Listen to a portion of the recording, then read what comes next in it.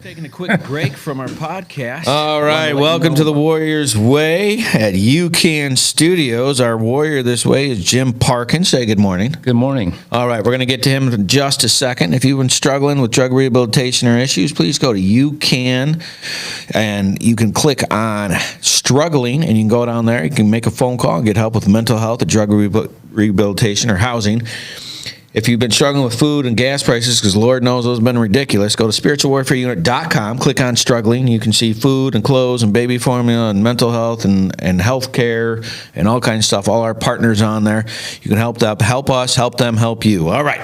So you, Jim, are from the Lighthouse Experiment, and just give people a real quick overview of what that is. And right before you do that, go to lighthouseexperiment.com to check out what he's doing. All right, go ahead. All right. So the Lighthouse Experiment, that is a ministry for first responders and veterans and their families. Mm-hmm. Right now, we just are providing content through the Lighthouse Experiment podcast. Mm-hmm. We're coming out of COVID now, so we're looking forward to doing some community nights and outreaches and stuff like that. Outstanding. So how did you come up with the name, first of all, Lighthouse Experiment? So a few years back, our family goes to Freedom Center Church in Fenton, mm-hmm. and they have small groups and stuff like that. We were in a small group, and there was a dude there, and we were having a little worship time, and we get done with it, and he said, like, God gave me a word for you, and he said, you're to be a lighthouse. Wow. And so, like, fast forward 2 years later, a buddy of mine, and we're talking another paramedic's like, dude, we got to do something mm-hmm. for these people. We got to figure out a way to kind of get the gospel to them. Yeah. And I was like, dude, we should do a podcast. And then we started laying out the ministry and the podcast. Mm-hmm. And he said, what do we call it? And at first, I'm sharing it with friends. I'm like, guys, it's going to sound dumb, but let's call it the Lighthouse Experiment. Mm-hmm. And Lighthouse for that reason. Experiment is the idea behind that is like, look, you've been doing it your way. You've been struggling mm-hmm. through this burnout and post-traumatic injury your way. How about come in here and just experiment with what we're doing. All right, cool. So let's get into you. So you grew up where? Grew up in the early years in the 70s. Grew up in Southern California in Thousand Oaks. All right, what was that like? It was like sunny and 76 every day. All right, not the weather, because like no offense, but screw you, right? Like we get gray here, like we're in the middle of America, Seattle, right? So, but like obviously that part was great. Like what was school like? What was school like? Much different. Like all the campuses were outdoors. Like when you get, you got to have school outside? No, but I mean, like all the passing period and all that kind of stuff you would navigate through outside. Went to, what was really different is because we lived on Thousand Oaks Boulevard, our house backed up to, which is super busy. And so as a first grader, and my older brother would be in like third grade at the time or fourth grade. We would hop our back wall, cross the street, and walk up this hill to the school. Okay. Like, so in with that respect, it's much different than today. I'm not letting my kids walk themselves to the school, which is next door to our house. Yeah, so did you like fit in? Did you have to fight a lot? Like, what was it like? As a little kid, yeah, we fit in. It was just little kids. But then, so kind of our neighborhood was more of wasn't impoverished by any stretch of the imagination, but wasn't affluent either. Like middle class, lower middle class? Yeah, maybe? lower middle class. Okay. So it was much, there was like Mexicans and stuff like that, Mexican families in the neighborhood. So like, what was your mindset growing up? Was your dad like a hard worker? Did you have temper? Was your mom kind? What was that like? Great family life. Yeah. My dad, so he was a Marine back in the day, then got out of the Marines. We'll forgive him. And interesting side story. I just recently found out that he actually had to face a court martial. Wow. He was a drill instructor prepping dudes to go to the Korean War. Yeah. And he had a guy tell him that he was an objector and wasn't going to go to war. And wow. my dad whipped him. And then nothing came of it. But Well, you can't get mad. Like, I was CB, so I just worked with Marines all the time, right? So it's like, and my nephews are Marines. And you said you were Army, right? Yeah. And you guys, I wouldn't go in the Army because of the food. Like, I swear to God, it's so bad. I'm like, they don't put salt on stuff. Like, why? That's got to be illegal. I mean, what? Yeah, it's like a small sport. Like, when you're using a muffler to make your food, bro. No, not doing it, man. Yeah, I need a fat cook, right? And I need a large, a guy cuts my hair's got to have a lot of hair. Can't be bald. Those are just things that. Everyone knows not to trust a bald barber. That's right. You get that inverted mohawk, it gets done. All right, so you're growing up, family's tight, like parents are good. Cool. So then. How many brothers and sisters you got? I have a younger brother and an older brother. Oh, so you're middle. I'm a middle. Oh, so you're one of the people. Can we come together and figure out? Yeah, me too. All right, so being a middle child, as you know, you're the one that always tries to get everybody to get along, right? It's just the lot we sit in. Yeah. All right, so what was the transition into high school like? Were you a sports guy? Like, not, grades, soccer and stuff like that. But I was from an early, like I would say probably 1977. My mom bought my older brother and I our first skateboards. And so then as soon as I was into that, it was, I was never like I wasn't ollieing up on rails and all that stuff. Yeah. But definitely part of that kind of surf and skate culture out there. Yeah. Yeah. Which, like, to this day, I still kind of vibe out with that. That's awesome. Yeah, I'm a high-level nerd. I do chess, man. The military kicks you into it. And you know how it goes. So, all right, so in high school, you're doing skateboarding. What was your grades like? You're like B student, C student, no. D student? Like, barely made it through student. I was a solid C student. I could go 1 hour and get a C. I could study 4 hours. I get a C. I'm like, this is stupid. My brain just is not. Yeah, I wasn't like my older brother graduated early in National Honor Society. Okay. My younger brother did pretty good. Me, I just wasn't into it. Did you do any like drinking or smoking or anything when you were a kid? Oh, I mean, yeah. Yeah, we tried. I wanted to make sure it wasn't poison for everybody else. Right. So that's the focus. I actually didn't get any of that crap till after I was in the military, actually. Really? Yeah, I was super straight as a kid, and then I graduated at 17, went right into the military, and your life opens. You know what I'm saying? It was wild, man. My first military, like, when'd you go in? Like right after high school? Nope. I went to, Hold on. What year did you graduate first? 1988. Okay. So kind of, Southern California, we moved to, we moved to the Midwest in any case for a while. I think we moved to. Were you on base? No. Oh, okay. So at this time, my dad's working for Pontiac. Okay. And he's working for, like, in the zone offices, like the white collar guys. Okay. So he started getting transferred. There you go. So we'd moved to, I want to say we moved to Minnesota. Or to like Rochester, Michigan or something, one of those two. Mm-hmm. We moved to Rochester, and then we moved to Burnsville, Minnesota. Okay. And Burnsville. Yeah. That sounds nice. We moved from there, we moved to like NorCal, moved to like the East Bay, the Oakland area. Okay. So then I'm in school there and, doing high school. Yeah. The actual high school is San Ramon Valley High School, and it much different because now I'm in high school and it's open campus. Yeah, yeah. Like you can leave for lunch, which was wild to me. Yeah. And stuff like that. And then like I was about to, when I was going to be a junior, moved to Naperville, Illinois. Okay.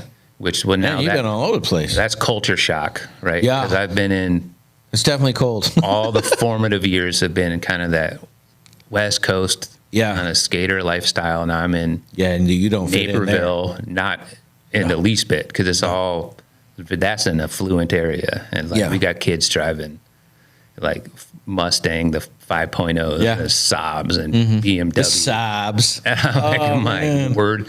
And then, so graduated there. Then my dad got transferred one last time to out by Denver, Colorado. Okay.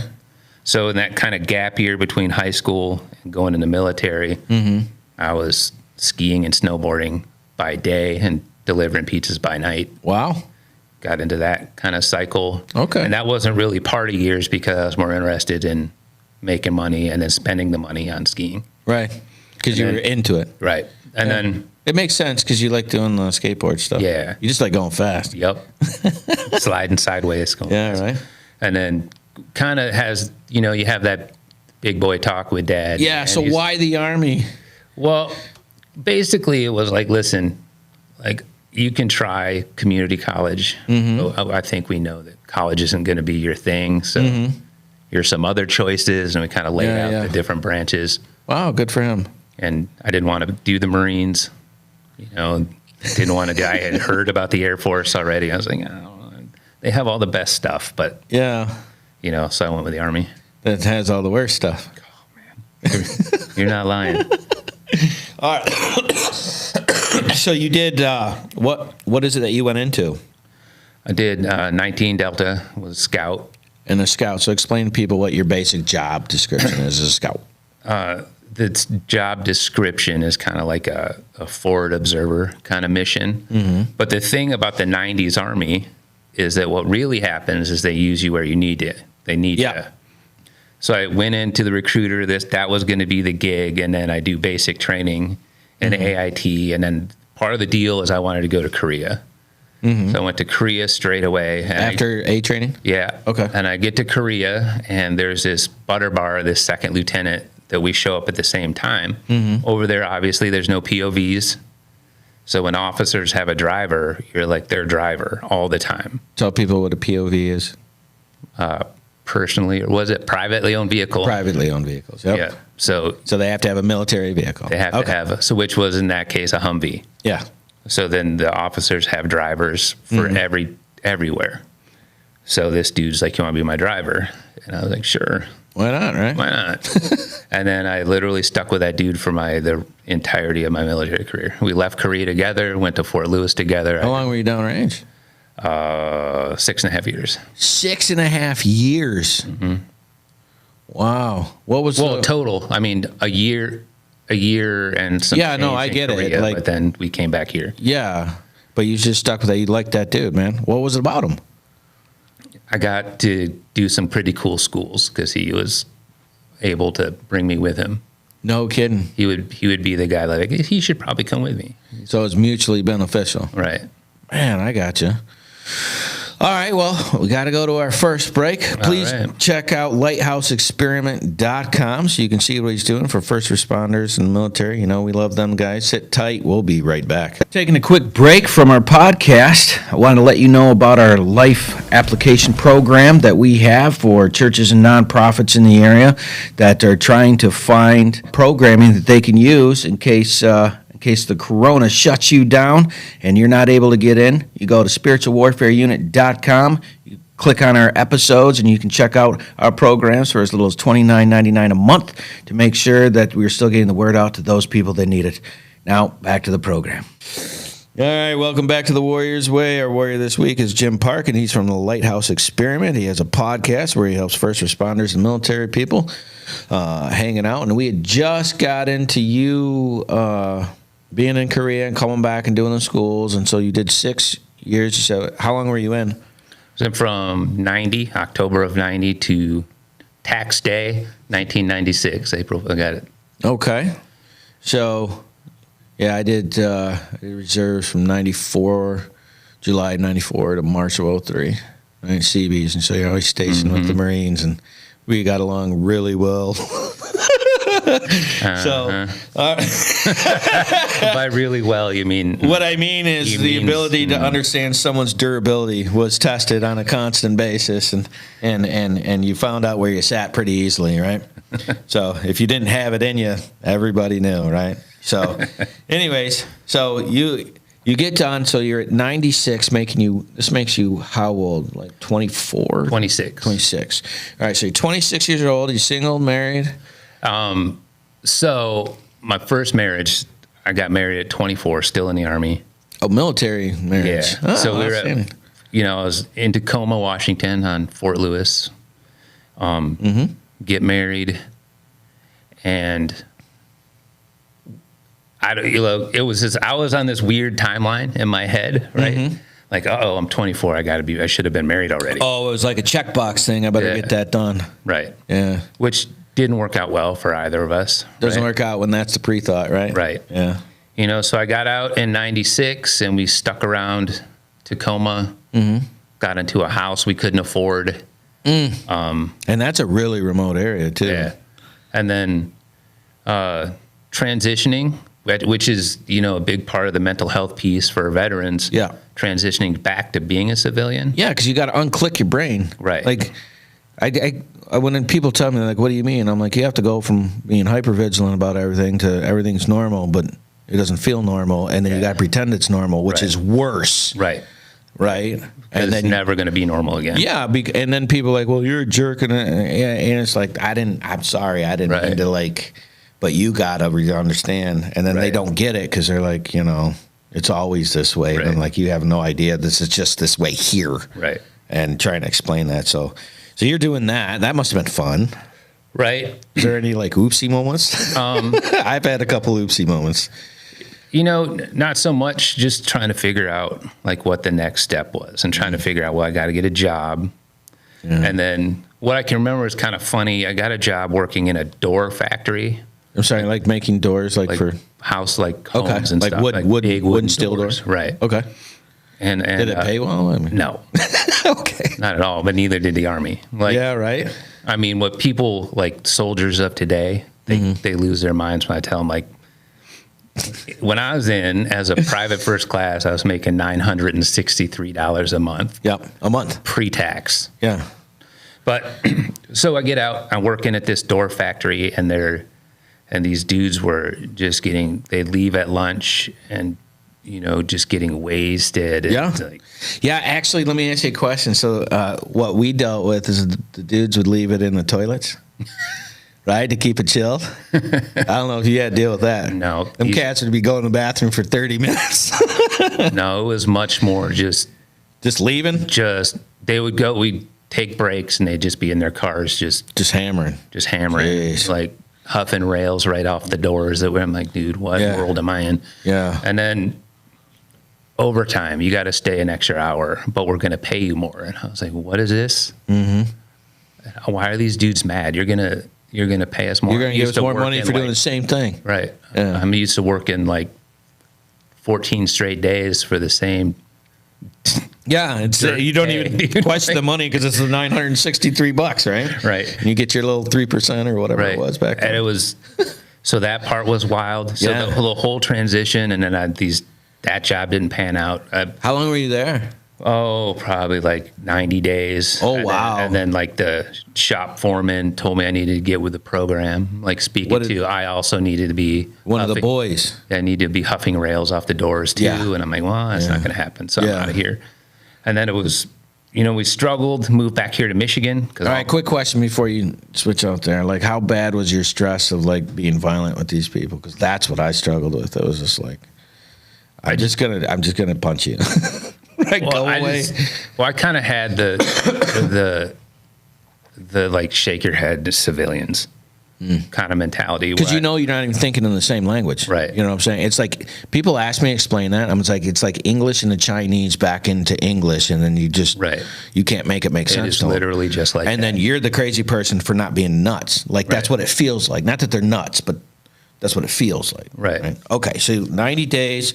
So you're still 26 at this time and still married. Yeah, 26. Right. You know, and it's nothing in Washington is panning out. So we make the decision. We're going to move to, at this time, I've adopted her daughter. How old was she? I adopted her. She was 3. Okay. We've had a child in an army hospital, which was that's a full other podcast. But so we have that, and it's just financially we're struggling, and I'm like, we should go to Michigan. So why there. Oh, Michigan is family center. Our family has deep roots in Fenton and stuff like that in the area. So decided we'd come back here, and I'm still struggling trying to figure out civilian jobs, right? Yeah. And then because your job description does not translate real well into the public, right? And that's the thing. I think that's a huge misconception, because back in the day, all the Army ads, all the military ads, but mainly the Army, is like these employers are looking for a few good men, or all this skill set. Yeah, and I know. it just was not the fact. What is bull crap for 200, Alex? Right. Yeah, it was like, no. That's really not the case. Right. So it's still struggling to get jobs. We get them, but not hold them. Yeah. And just trying to figure it all out. And then actually, how we get into the fire service is that we were doing a school fundraiser where you'd go in with your kid and work at Little Caesars. Okay. And then I remember that. Yeah. So, and then the school would get a cut of the money, or whatever the deal. Yeah. So I met a guy who was on Grand Blanc Fire, and that's the old, when it was the city and township were together. Yep. And he's like, you should apply.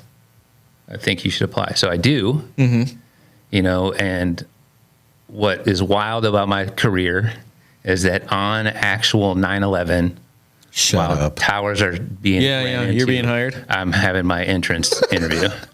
That's like a hello. Right? Wow. Oh my, dude, the reality of that had to be crazy. Well, the chief at the time, Jim What Harms, time was your interview? Like 9? Interview, second tower had been hit. So I'm talking to the chief, and at the same time he's on the phone. Yeah. Because they have a big USAR, or for the listeners. EOC probably. Yeah, Urban Search and Rescue. And they have some highly trained guys in the county, not only Grand Blanc Fire, but he's on the phone with all the guys, and do you need help? What do you need from us? What does it look like? As everything's unfolding, he's also, you're going to be a good fit here. Hope you're excited. Don't let this deter you. And then I'm Army. What were you thinking? I'm like, well, honestly, it sounds so horrible when I say it out loud, but honestly, I was like, well, there's no high rises in Grand Blanc, so I think I'm going to I'm going to be okay. Like, I think this is the fact that you had to think that thought at that moment's crazy. Right? That's crazy. But that was the thought. And so that starts my fire. So you got hired on then? Got hired. All right, so this puts you at what? 27? Right around there? 26, 27. So in 2001, now I'd be 31. 31. All right, so you had a 4-year block of just trying and failing and failing. Yes. And how did that help? Like, what was the family life like? That's got to be stressed, bro. It was stressful. We moved into like a single wide in Grand Blanc there, and it was just trying to get everything going and and not understanding why it didn't work. Yeah. You know what I mean? Like, why is...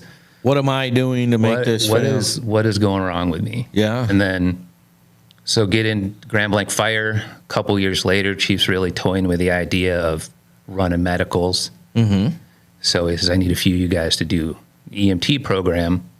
They paid for it? Well, here was the deal. He's like, I'll tell you what. He calls me and he says, I will pay for you to do the EMT program. Okay. If you will go to this like full weekend long hazmat training. Oh, tit for tat. Because hazmat training, if you know, you know what I'm saying? All right, so give us a brief description of why that's so frustrating. Because it's just, it'd be like for people who have ever been to an insurance conference. It's just It's like watching paint dry. Right. It's not interesting. I mean, for some people, it's interesting. Yeah. Some dudes love that, but Yeah. If you're a go person, you hate that stuff. right. Yeah. But you have to know it, but you really don't want to know it. You don't want to know it, but they need you to know it. And certain guys have to be operators and all this stuff. Yeah. So I'm like, okay. So you cool. you did your thing? Did the thing, and then like go through the class. We start doing clinical hours. So I'm at Genesis Hospital in ER, and a trauma comes in, and I'm in the trauma bay, and they bring this person in. It was like a motorcycle accident, and all the things are happening, and I was like, Got it. and then I'm like, got it. I know what's been going on. Everything slows down. Right.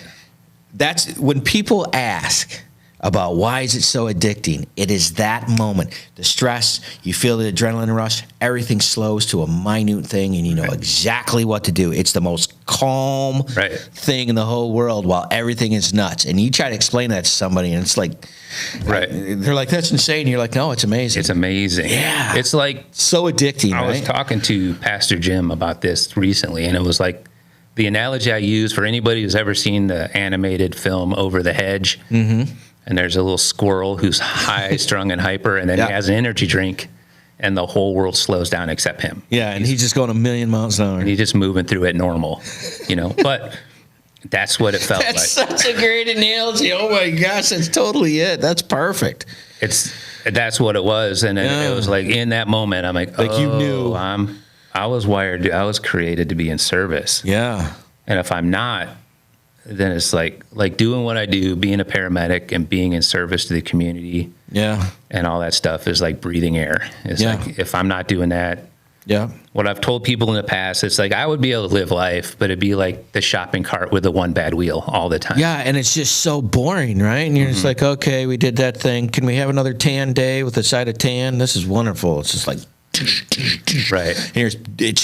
And why do you need the excitement? I don't know. I just got to have that thing, and if I don't have that thing, then I'm not okay. And then people look at you like you're weird, and I'm like, no, I think you're weird, right? And it's like, and it's not that either one are wrong; they're just different. And it's like, how in the world do you make those two things fit? And it's like you're just wired different. It's nothing personal. It's just that's just the way it is. And then when you try to communicate and slow down, like I didn't get that till I was older.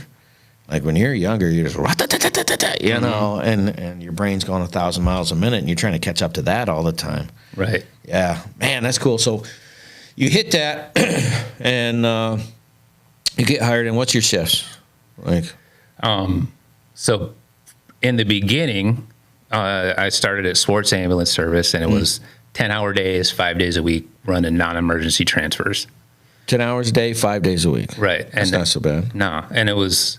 And that was the thing. That was paying your dues. Yeah. If you wanted to work at Swartz back in the day, that was what you had to do, and you weren't going to get a lot of emergencies. Yeah. You just had to pay your dues. Yeah, you get the payoff till after you got the crap. All right, we're going to have to take a break right there. Right. If you've not gone to lighthouseexperiment.com to check out what he's doing, please do that. If you can like, share, and subscribe on Spiritual Warfare Unit, we appreciate it. Sit tight. We're going to be right back. I'm really impressed with the teachings that Isaac has been bringing to us, as this is all based from Proverbs. I like it because it's simple, and it doesn't matter who you are. It's very easy to understand and apply to your life. It points out my bad parts, and but it's showing me how to do the good parts, and I'm trying to apply that and make a better life for myself, because I'm tired of where I've been. It's impacted a lot of the guys as they continue to talk and ask questions after the meetings, as they speak to one another regarding the meeting and the messages and the topics that are being brought up, which are down-to-earth topics of situations and things that we live with on a day-to-day basis. He takes the Bible and he breaks it down into simple terms and where you can understand. And like I said before, sometimes a lot of churches, even the Salvation Army, sometimes we start using these big words that people don't understand, like even saying someone got saved. Well, what does that mean? What does it mean when you say someone got saved? And it's accepting Jesus into your heart. So it's like words like that we use that people don't understand. It's just very interesting how he points out the different things of, the sin part, and then he comes back with the, how to make it better, and he just points it out. It's there. I didn't know all this stuff was in there, but now that he's pointing it out, it's like, wow, I guess if you really dig into the Bible, you find these things. This is a daily moral standards that we can live by, that the teachings are coming from. And honestly, we can take verse by verse as what he's done, and pretty much he's done the hard work for us, and now laying it out so that we have an easier understanding. There's some people who don't like to be in Bible classes, but this one seems to get their attention.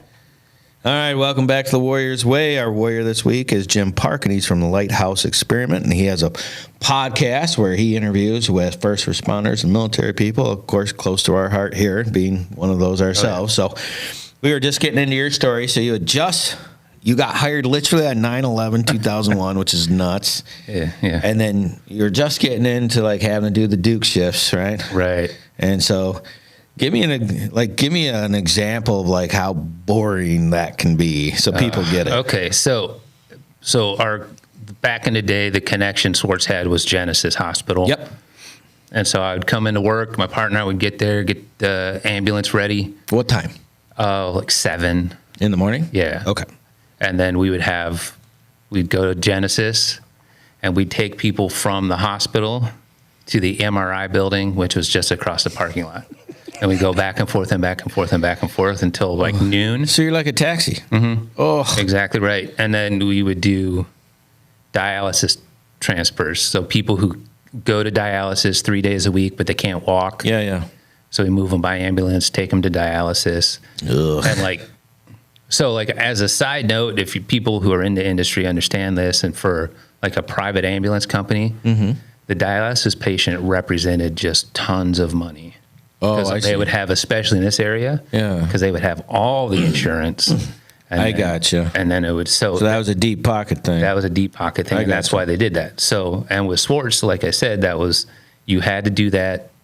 That was, you paid your dues in that way. Mm-hmm. Now, how long did you have to pay your dues?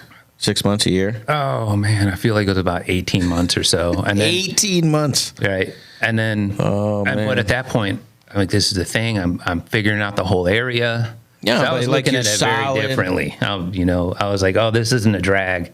It was, because it was monotonous, but at the same time, like finding the routes and the roads. Right, the big picture was I'm figuring out the area. Yeah, I'm starting to understand how this stuff works. Yeah. So how's your home life at this point? Home life is doing pretty steady. Still pretty steady. Okay, good. And the thing there was quite a bit of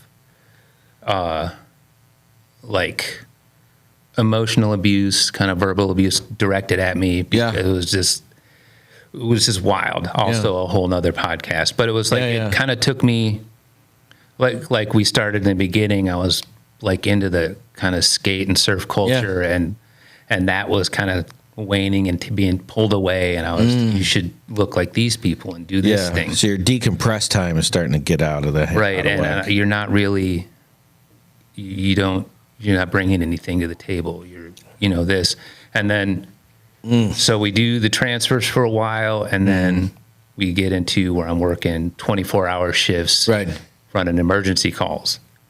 And so you'd have a day on, day off? Yeah, so at that time I was working Tuesday, Thursday, Saturday.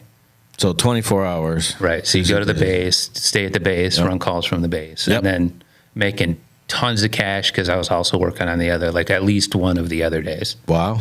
Okay. So we're pulling some weeks like 96 hours. Wow. Just crushing it. Yeah. Right. Yeah. Making stacks. Yep. But you're getting worn out. I didn't even know what burnout was. I just was grinding, and then found out, oh, you have a skill set. Oh, you are a somebody again. You found, and so that was bad for the first marriage. Yeah, that ego kicks in. Yeah, and so what happened with that?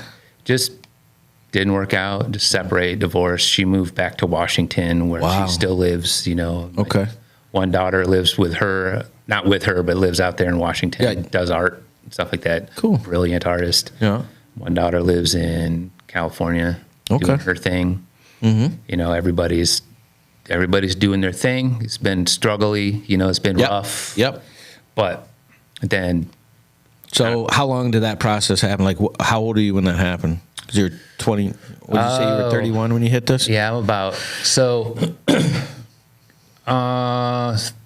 I was 34 when I got my EMT license started. All right. So those 3 years just smashed for you because you're doing so many hours. Right. Dang it. So your finances kick in and everything else falls apart. Right. Jeez. Right. All right. So now, So then I do paramedic. okay. So this is after all this happened? So in the middle of divorce, I do paramedic And what was your reasoning? Because you had the opportunity or you just wanted to be busy? because this is another thing for the Lighthouse experiment listeners and the EMTs out there. Mm-hmm. They'll understand this because being an EMT, it's like living life with a learner's permit. Being a paramedic, you're on full send. You can do all the things, intubate, I got you. push meds, do all the stuff. I got you. So it is more money, but it's like you're not in this for the money and the fame by any stretch. No, it's his opportunity to Right. be more involved. Right. Gotcha. So Okay. went through that process, which is a 14-month. All right. So while that's going on, did you have to move? Did you lose your house? Like what was that environment? Nope. Struggled to stay afloat. Yeah. And do all the things. Had Yep. good family support. Family helped you through it? Man, Kind of that's just awesome. just kind of grind through, and then met All right. And you're what, late 30s now? mid 30s. Okay. Like 35, 36, 34. Yeah, Right. 35, 36, 37. All right. So how do you transition from like what was the process? Well, first of all, what was that like? Did you like doing the paramedic? Oh, I love doing paramedic. Okay. And so were you still doing fireman work Yeah. as well? So at the Grand Lake Did you Fire sleep? was I mean, well, yeah. jeez. The Grand Lake Fire was much different. It was Grand Blanc was covered the city and the township. Right. It was starting to transition to where they were doing things with the millage, where they're going to have full They're time. switching those. Yeah, they're Yeah. having full time guys. What year was that? Oh man, that's 2008? something like that. Maybe later than that. Yeah, because I remember it happening. I just don't remember. It's like right in that time period, right? Right. Okay. So there was times where I'd be away from the fire service for like extended leaves of absence to focus in on paramedic stuff because that was the wheelhouse. The So you're medical talking was the like wheelhouse. 6 months or what? Yeah. Okay. All right. And then I would go back for a minute and then Because you're letting them figure out their thing. right, and I wouldn't have time, Yep. and I'm kind of the guy that if I don't have time to fully invest into and especially something like the fire department, Yeah. I'm not going to disrespect you by wasting your Absolutely. time, so I'm going to take a step back. I'm not going to fill a spot I feel that. that some other young dude can come and fill. Absolutely. So we did that. Meanwhile, I'm meeting and starting to date who became my current wife. Okay. Where did you meet, though?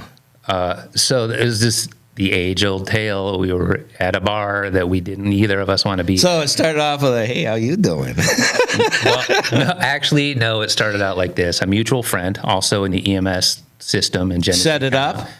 We're all going to the bar. You guys got to come. And both of us were like begrudgingly like, Do all the things that you want to do.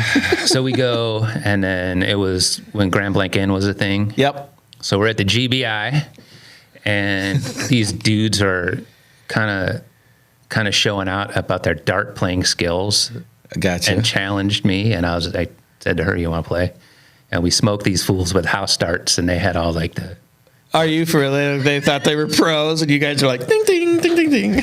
And then we would just sit there and roast people, and then that's how And it was darts. it was That's so cool. it was darts and roasting the unexpecting general public, and that was it. Oh, that must have hurt their feelings a bit, bro. That's awesome.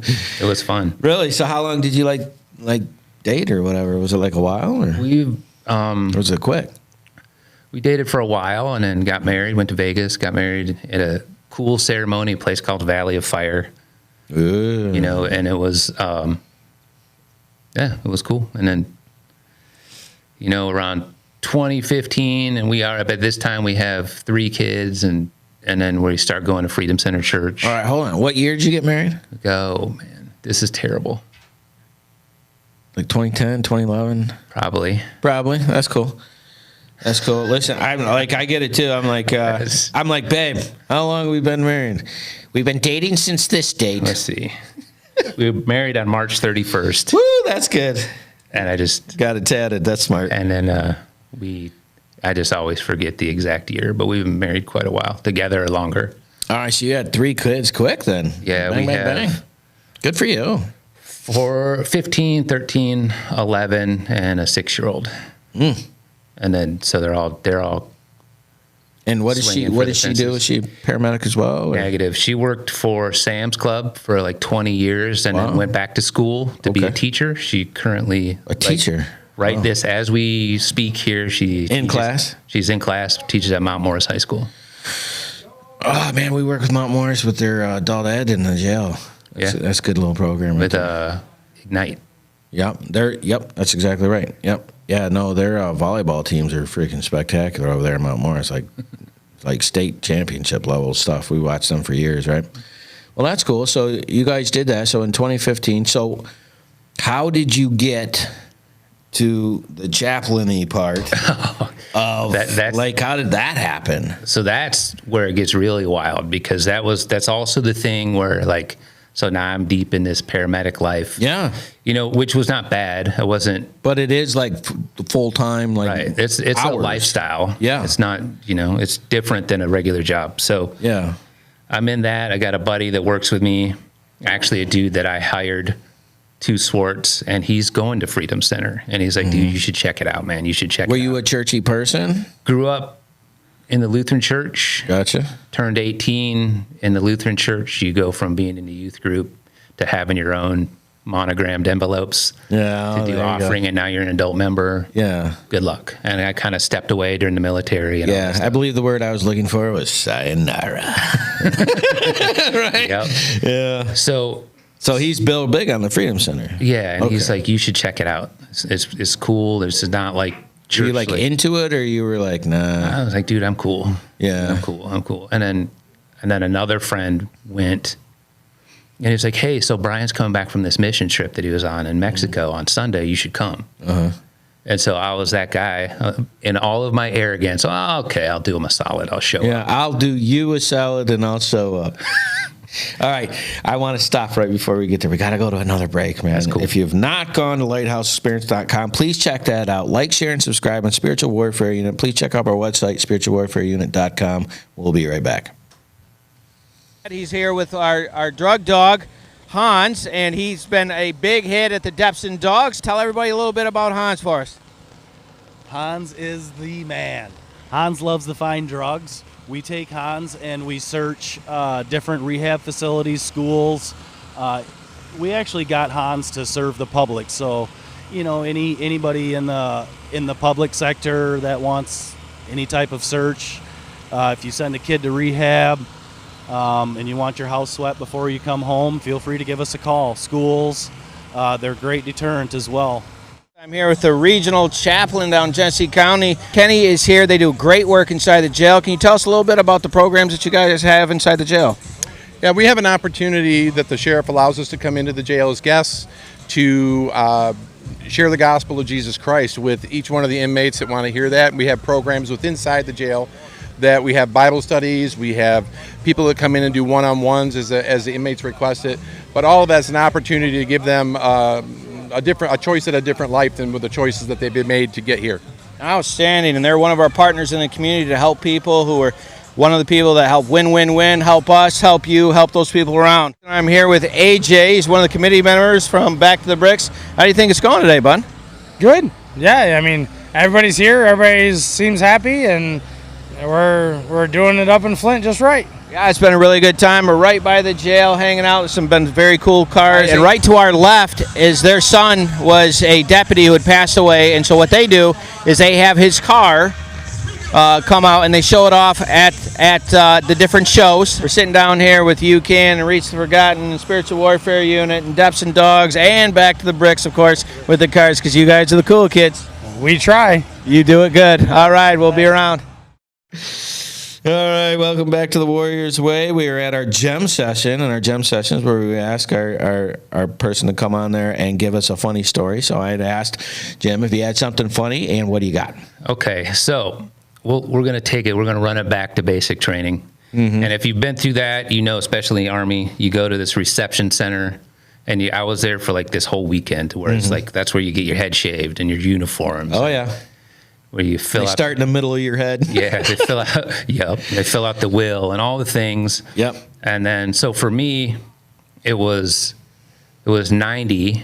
It was right the tail end of 90. It was October of 1990. So the country's in Desert Shield at the time, and so we get all our gear. We're going to the training phase. We're moving to the barracks, and we're on these cattle trucks. And that's, you know, it's really uncomfortable. It is what it is. It's a cattle truck, right?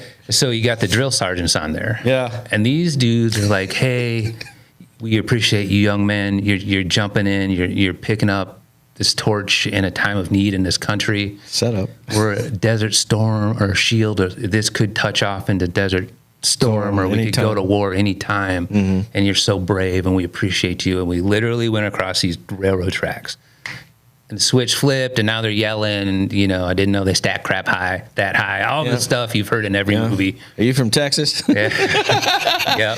All of it. Gotcha. Yelling and screaming, and the barracks was like 3 stories. Yeah. And my barracks room was on the 3rd story. So they run us up there, yelling, a bunch of push-ups, bunch of PT, drink the canteen, hold it over your head, and all this stuff. Get back on the drill pad. So everybody's running down the thing. Well, I get down to like the first landing from the ground floor, and there's a drill sergeant candidate. So he doesn't have the Smokey the Bear hat. He's got a regular soft cover like mine. He stops me. He's in my ear. I'm doing push-ups. Well, in the process, my cover falls off, and so does his, which I, to this very second, what I'm going to tell you guys next, I believe is a setup. So he takes off.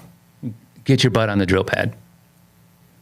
He takes off. I look, and there is staff sergeant rank on the hat, on the cover. And I'm like, okay, what do I do? There's an opportunity. Do I go on the drill pad with no cover? Yeah. Do I go on the drill pad with his cover? His cover. I'm dead either way. That's definitely a setup. So. Oh, this sounds really bad. And then I ran out there with no cover, holding his, and got the gauntlet. Oh yeah. Of everybody all the way up to senior drill sergeant for not having a cover. And then when they saw the one I had for impersonating a staff NCO. What did you do to irritate those people, man? You just were there? You were the one. Man. I had the whole time, man, I had the trouble with, they would say the things from all the movies I had just watched, and I'd start giggling. Oh, no. You thought they were funny. Oh, my gosh. So that's it. You know, it's... when I look back now, it's incredibly funny to me that's how that played out. But at the time, it was not funny. No. Yeah, those 4:30 wake up PT things sucked, dude. I feel you at that level. Like, I was in really good shape after basic because I thought things were funny too, and I was wrong. Nothing funny about it. They're serious. Yeah. All right. So we were just getting into your story, and we were trying to figure out how you went from like fireman and paramedic to chaplain, right? So what happened? So your buddy says, go to church. You're like, yeah, I'm going to do you a solid and go to your church. Right. Because you know you're not going to fit in because you look like me. Right. Right. And so then what happens? So I go, and these dudes have come back from this mission trip to Mexico where they're helping build up like churches there. That piqued my interest. I was intrigued. And then in the midst of the pastor's message, he was telling how he got saved, and he was telling about addiction. He's like, I used to be an alcoholic and drug addict. And I was like, what? What's this? Yeah. Never heard a pastor say these words. Yeah, that's interesting. Something's honest is coming. Right. Yeah. And then we just fell in love with the place and never stopped going. And then through that, I've been to Haiti, been to Cuba, been to Romania, all on mission trips. Cool. Give me the best experience out of those. Were you just doing like church planning, or are you like just like setting construction up? And stuff like that? Oh, like houses? Building churches. Oh, okay. In Haiti, was building like a trade school. Ooh. And in Cuba. I was helping build a church. Dude, was that before that giant freaking hurricane came through? After the earthquake. Oh, okay. Yeah. After the earthquake. The years after the earthquake, yeah. Yeah, because they just had that hurricane a couple of years ago, right? Right. I have a buddy of mine that lives there, and it flattened his house. He had Yeah. like 11 family members living there. Yeah. It was crazy. Man, I wonder if that's still there. So I don't know, but Right. so we did that.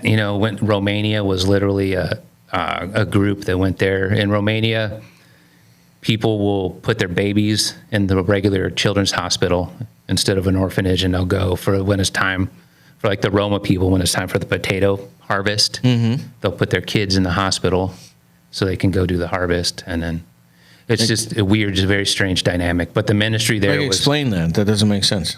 To watch the kids? a lot of Babysitters?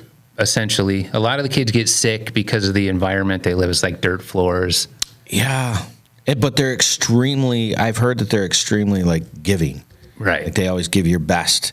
Right. And then when you realize they live on a dirt floor and that's their floor. Right. Like, that's why like people have always been in America and I deserve this, that, and the other. It's like, bro, if you like look at how the rest of the world lives, it is amazing here. That's Like for real. Like we got problems, but like if you look at like life problems, like I think we're the only country in the world that has to deal with obese homeless people. Right. Like that's a first world Right. problem, right? And these people got their little houses and they don't even, like they're not talking wood floors or they're talking about earth. Yeah, you want some perspective, go to a third world country for sure. Man. So we do that. We do those trips. And then just in the process of being involved in the church, I was like I said, earlier to you, we're talking to a buddy, like we got to do something. We got to do a podcast. And the heart behind the podcast was, I know how it goes. I know what it's like to be in a conversation about Jesus with someone who's not a believer. I know what it's like to get made fun of. So let's do a thing where we can share, good, encouraging content, and a dude can just have it in his earbuds. Yeah, because like the most important thing is like if you got the tats and your hyper vigilant personality and your go personality, you got that addiction to the adrenaline pops and all that stuff. It's like you don't fit in, and you don't fit in, and it's like where's my pool? Right. Where's my people? And so, like understanding that environment, I was like, when people ask me, I'm like, yeah, I'm the leader of the Misfit Toys. And like when people come to my church, if they have tattoos, they're like, oh, go to Isaac. Like everybody already knows, Right? Because like we're comfortable too. Like we fit in, we have a spot, and you're doing the exact same thing with it, which I think is amazing. But like, when did you do the chaplain thing for the fire department? When did that happen? So, as Grand Blanc Fire split, Yeah, the millage thing went through, and the all city the business, and Yep. then the mayor's like, "Oh, we're gonna just go ahead and you guys can go kick rocks. I'm gonna do my own thing." So I like pounding sand. It's a good thing to do. So in like 90 days time, from no fire department to like a functioning fire department, and then 90 days. yeah, Wow. Dennis Smith came through, and like that's a whole cool story. Like he was going to these vendors, like, we're going to need a truck and we need it by this, and they're like, that just doesn't happen. And he's Right. like, well, it's going to need to. Yeah. Well, this is the month that it happens. This is the timeline. Yeah. And Wow. It all happened, and then we start building the fire department, and he kind of knows what I'm doing with Lighthouse experiment. And he just going into training one day, called me in his office. He said, I would like the department to have a chaplain. Do you want to do that? Will you be the chaplain? Really? And I was like, oh, well, of course. And then So what duties is it that you give for the firemen? I would do anything. Like, fortunately, we really haven't run into where there'd be a great need, because those dudes aren't seeing a lot of. Yeah. So do you Massive like do stuff. weddings and funerals and that kind of stuff, or do you just do like guidance? Just guidance, just Okay. there for anybody who, guys have reached out when they're having relationship struggles at Yeah. home and stuff like that. All right. So you become the chaplain. What year was that? What year is this? So 2019? So like right before COVID. Yeah. All right. So you do that. And what year did you start the podcast? 2018? 17. 2017. Okay. So you do podcast for a couple of years. You do the chaplaincy at 19. Then March of 2020 happens. The whole world stops. Right? Yeah. I mean, you had to be like, This is just wild. So then, like what's going on? right. So with that, and that's where kind of just being everybody's chaplain in the first responder community. Yeah, your life had to be kind of Like the nuts. official, unofficial chaplain of Genesee County. Kind of for everybody kind of responders. knows, but all the EMS people know and stuff like that. So, yeah, that was wild. Those were Your life had to be kind of crazy right then, Right. because people are. I mean, that was a stress, right? It was a Right. worldwide incident. that was like welcome to deployment for people who didn't know what deployment was like. Yeah. For those months, Yeah. for like March to July, I would say of 2020, it was Yeah, that's where, like, when the sheriff stepped in with the food and we're distributing and all that, like, we were quarterbacking all that stuff. It was long. Like, I remember sitting there making the decision going, well, this thing can kill you. Like, what do you do, right? Right. And it's like, do you make that decision and having to go, like, I remember telling my wife, look, you got to die of something. right. You might as well be dying of helping somebody. And, like, never got it. And we were down there the whole time. And It was crazy. That's wild because this was the first time ever, my wife, ever, because I've done, we'll just say, less than smart decisions. Like they're all You've tested the calculated. ability of your body from time to time. Yeah. I got you. And, and so when COVID hit and it was hitting in those months, Yeah. March, April, May. the first time she ever, like on the way out the door, pretty much is tell me, I don't want you to die. You need to do all of the things. Yeah. And so, like, I'm not a superstitious guy. Yeah. But if I was, Yeah. you can imagine that I'm like, now I am gonna die. But like, Yeah. so that was the first legitimate. She's more the type that, well, God has this, so there's no real time sense for me to waste all my time worrying about what might happen on a given day until COVID. And that's where, like, with my experience of going through death and experiencing that, like, I lost all the fear because it's not really scary. It's actually kind of peaceful, to be honest. Right.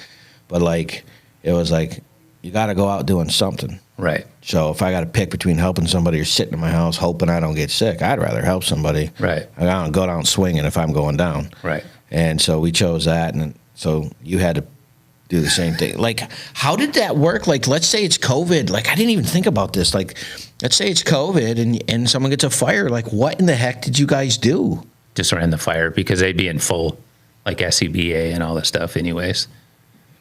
But they were like, I'm pretty sure those guys were going to calls with the little surgical masks on if it was. The SD90s or whatever it was. The non 90E and 90Es or whatever.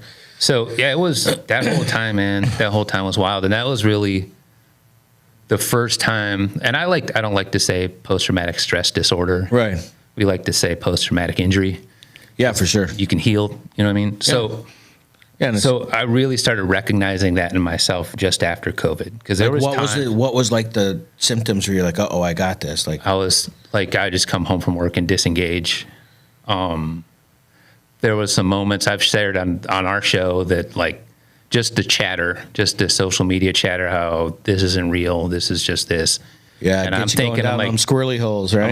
I'm like, hold on a second now. Like, 2 people died in the bus today of this, and then people would say people die every day, and I'd be like, oh, brother, you don't know the half of it. Yeah, and so there was all that side noise and stuff just feeding into.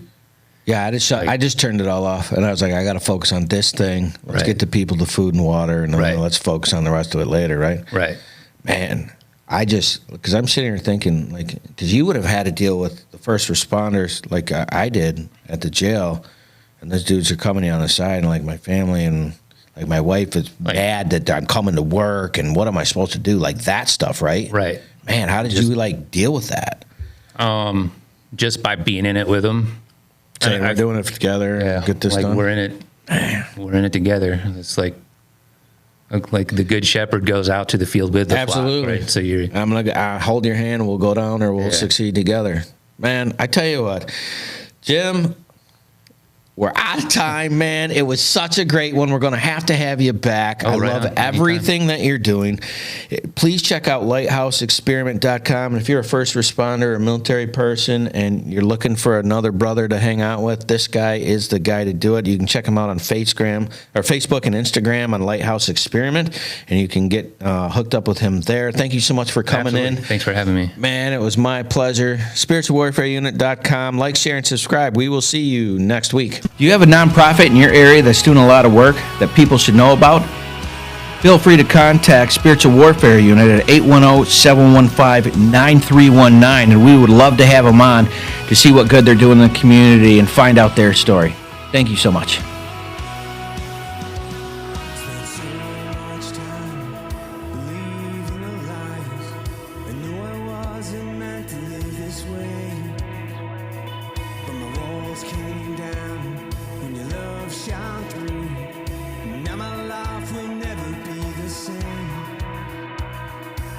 Too much to let me stay this way.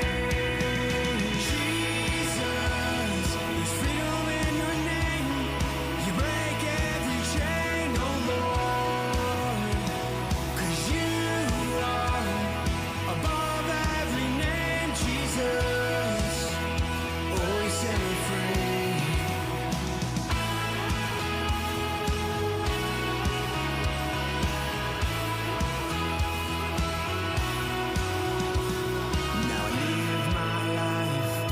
Songs of praise, proclaiming everything you've done for me.